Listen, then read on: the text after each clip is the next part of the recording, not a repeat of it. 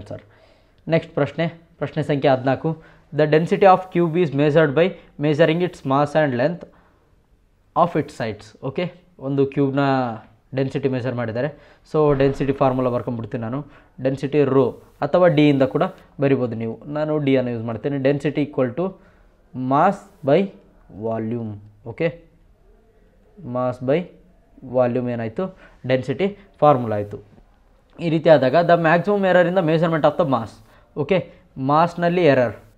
Okay, ಮಾಸ್ನಲ್ಲಿ error ಇದನ್ನು ಯಾವ ರೀತಿ ಬರ್ಕೋತೀನಿ, delta M by M into 100. Okay, delta M by M into 100 ಇದು ಎಷ್ಟಿದೆ, 4% ಇದೆ.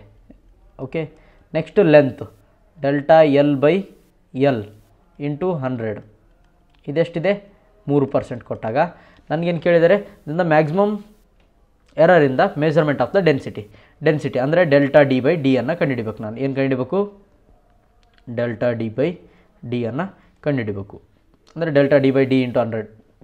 Okay, delta D by D percentage ಇದನ್ನು ಕಂಡುಹಿಡಿಬೇಕಂದ್ರೆ ಏನು ಮಾಡ್ತೀನಿ ನಾನು, ಫಸ್ಟು ಮಾಸ್. ಈಗ ನೋಡಿ, ಈಗ ಮಾಸ್ ಅಂದರೆ ಏನು ಬರುತ್ತೆ, ಎಮ್. ಓಕೆ, ಈಗ ಕ್ಯೂಬ್ ಅಂತ ಕೊಟ್ಟಿದ್ದಾರೆ. ಕ್ಯೂಬ್ ಅಂದರೆ ಏನು, ವಾಲ್ಯೂಮ್ ಏನಿರುತ್ತೆ, ಎಲ್ ಕ್ಯೂಬ್ ಇರುತ್ತೆ, ಹೌದಾ ಇಲ್ವಾ?